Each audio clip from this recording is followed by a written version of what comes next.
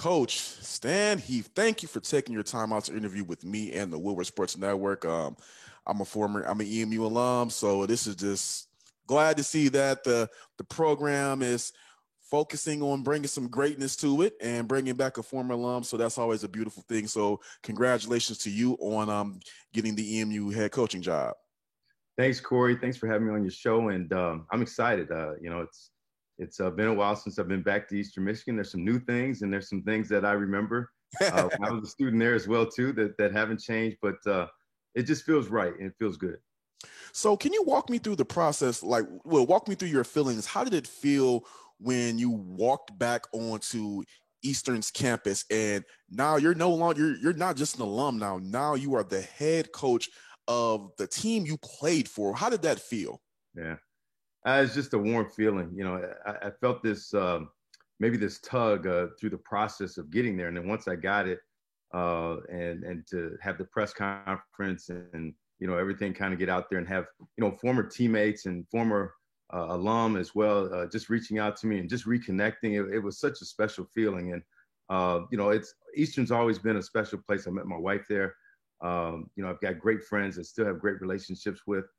So just to rekindle all those feelings and know that, hey, I'm going to be the leader of this basketball program and we're going to take this thing back to greatness is a special feeling for me. So without giving too many details, because we don't want to get all the business out there, but can you kind of walk us through the process of how you went from the coaching the Lakeland Magic to now becoming Eastern Michigan's men's basketball coach?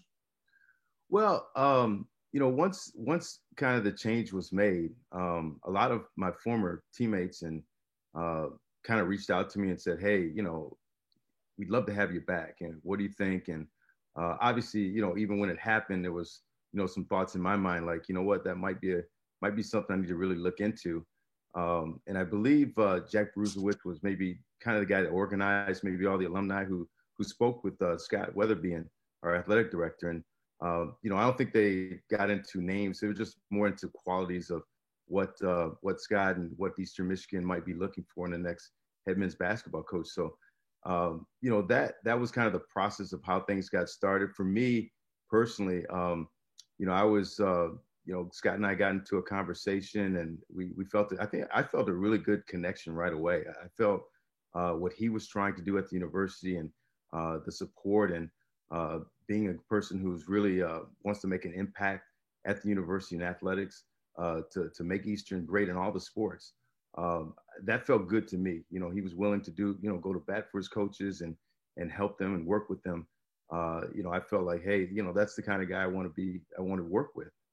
So that felt good. And obviously going back and I had to make that adjustment. We had a really good season in the G League. We won the championship. And so it was kind of one of those things like, do I want to continue on the pro path, which was moving in a nice direction, or come back to my alma mater? And ultimately, your heart just kind of pulls at you, and my heart pulled me in this direction.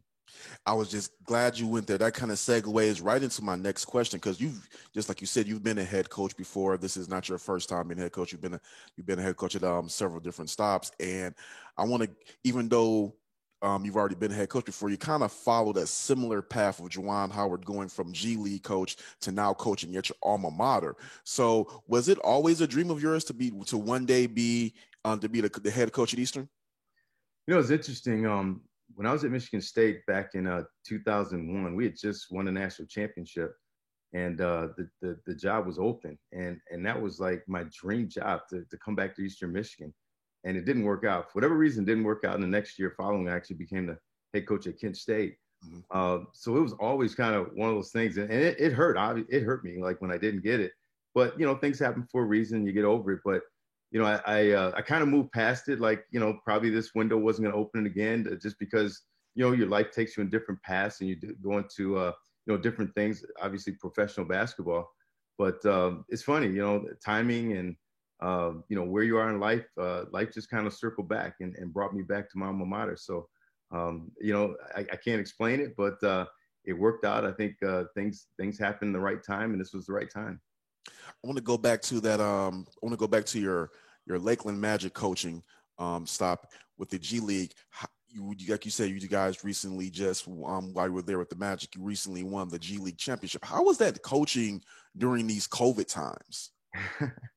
Well, I enjoyed the fact that we had a chance to coach. I mean, you got to remember during COVID times for a while, we were literally not able to do anything or go anywhere. And fortunately for me, the other part of my job with the Lakeland Magic is I actually, I'm coaching and on the staff with the Orlando Magic. So we were in the midst of the season and playing games. And then when ultimately we got the call that the G League was going to have a bubble in Disney, then I made that transition from Orlando to Lakeland. We took our team into the bubble, and I was thrilled, actually. I mean, the NBA does a phenomenal job with safety protocols. I mean, we're tested every single day, and we had a quarantine before we got in there. So it was a very safe environment to coach in. Everybody, the coaches all wore masks. The players obviously played. But so once we got there, it was first class. I mean, it's a beautiful resort. They had, top-notch facilities. And really the competition, I've been in the G League for 4 years, and this was the highest level of competition there was in the G League, simply because normally there's 28 teams. This time it was only 17. And the guys that weren't able to participate with their own teams were able to get into a draft and be a part of the teams that were in. And also you had several guys that maybe normally would go overseas and make a lot of money, decided not to go overseas and to play in this bubble as well too. So the competition was at a high level, and the play was at a high level as well too. And the G League outfit, they brought in the Team Ignite that has some of the top basketball players in the country out of high school, that bypassed college their first year. And, some of those guys will be probably 2 or 3 of those guys will be top 5 picks in the draft. So it was a great experience. It's a high level of basketball. I say this and I mean it, probably the last 4 years of basketball. Sometimes I've been a head coach for 17 years, and, 13 of those years in college. And sometimes you have a feel of what you like, what you want to do. You're kind of set in your ways. And over these last 4 years, I've learned and grown so much in different aspects of basketball, just the professional feel of how to just kind of play in a different way that makes game free flowing and fast and up tempo and exciting for the fans. And that's something we're going to do here at Eastern Michigan. But it's been a great experience for me being a part of the G League. Now, I'm glad you're talking about making things fun and exciting for Eastern Michigan, because let's just be honest, I'm like I said, I'm an alum just like you. The past couple of decades have been a little bit up and down, but we got you here, so I know that we're very confident that you can get the job done. What type of coaching style are you going to bring to EMU? Like, I know you've probably taken bits and pieces from your previous stops. What can EMU fans expect this season? Well, I think you're going to see a team that plays exceptionally hard, especially on the defensive end, and a team that's going to play together out there on the court, a team that's going to play with some pace and energy on the offensive end and spacing and movement. I think you'll see some players that are able to utilize their talents and their skill set.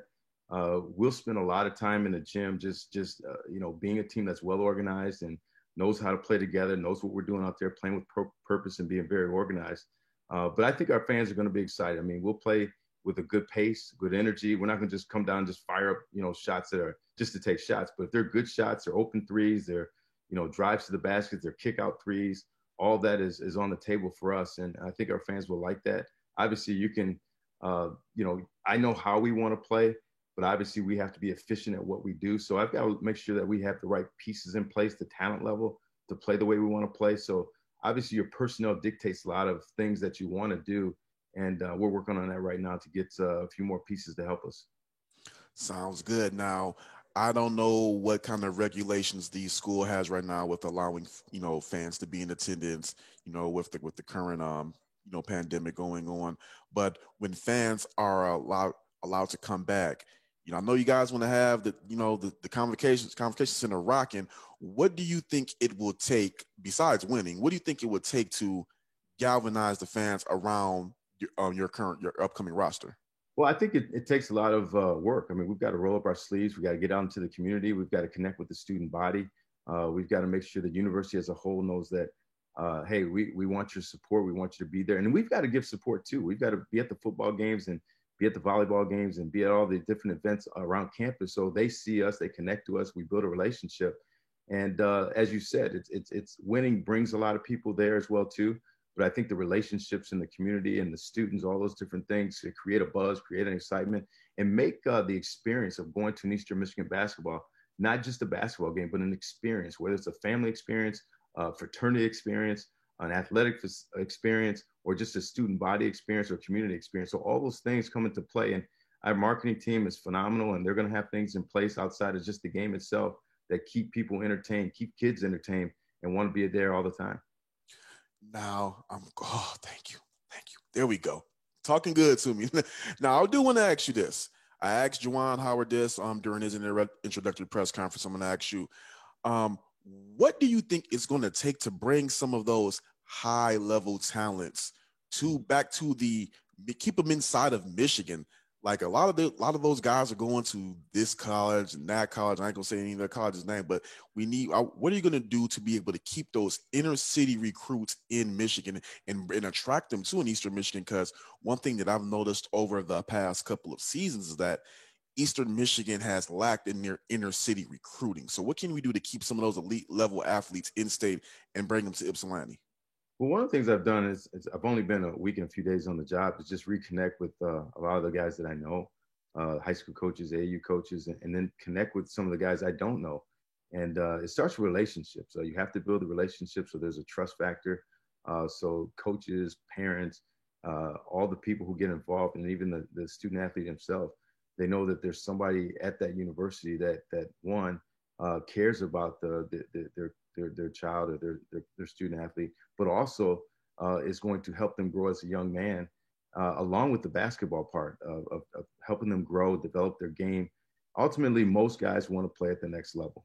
And so to attract the guys that you're talking about, you have to put them in a situation that they feel like they can develop and play a style that fits the next level, and can bring out the best of them. And so one of the things I think that's very attractive to what we're doing is we're going to play a pro style. That's what I've coached the last 4 years, not just talk. That's what I know. That's what I've been successful at. So they already know that part checks a box for them.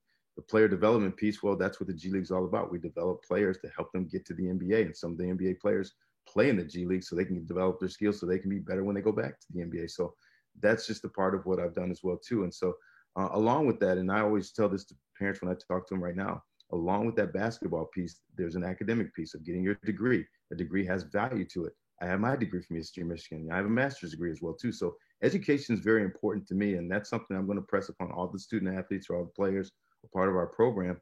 And I feel like 99%, probably 101% parents know, at the end of the day, that ball is going to stop bouncing, and you have to have something else in place to help you the rest of your life.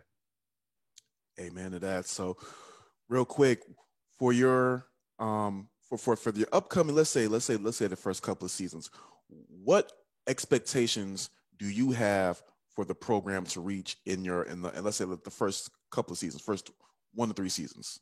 Well, I don't want to kind of put myself in a box right now. I think part of where we're going to be next season, this coming season, is what we're able to do, put together a roster that's good, and hopefully we can make it even better, with player development and things like that to get ready for this season. So I think it's a little bit too early to tell. We have some good pieces that are returning. We have some pieces that we have to add as well too.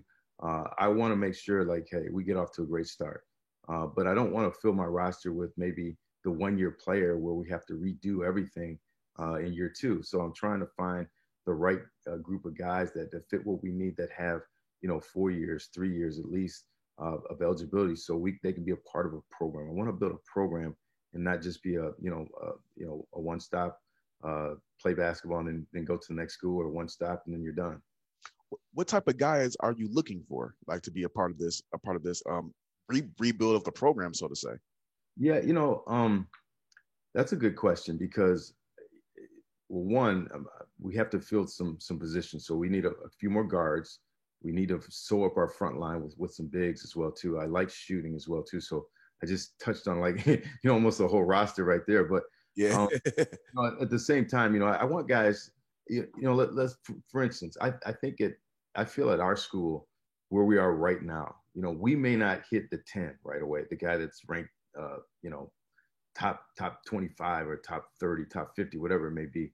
But we need to find that next level guy. Maybe he's 100, maybe 75, whatever it may be. But he has those intangible ingredients. He wants to be in the gym. He's a gym rat. He's a guy that's coachable. He's a guy that wants to get better, that's really hungry. A guy that has some toughness to him, that can handle ups and downs or adversity that's going to hit you in life. So all those things come into play when you're looking at a player. Like, hey, maybe this guy comes in and he needs 10 to 15 pounds of muscle, and we get him in the weight room, and all of a sudden that transforms his body, transforms his game out there in the court. So sometimes you grab the guy that's maybe a 7, a 6, 7, maybe an 8, and you try to transform into a 9 or 10 by the time he's done. All right, Coach. Well, I got one more question for you, and then we're going to go ahead and let you go once again. Thank you for taking your time to speak with me and Wilbur Sports. The last question is, what message? And I know you've probably already said this in your press conference. I know you addressed this. What message do you have to fans who have been disconnected from the program, and they're reinvigorated with your hire to the program? Give us a chance. Just give us a chance. Come on out and see what we got to do. Give us a chance. And I'm always one of those guys that's open to a conversation. Hey, coach, what about this? Or what do you think about that? I don't mind dialogue, but just give us that chance. I think everybody wants an opportunity. That's all I ask for.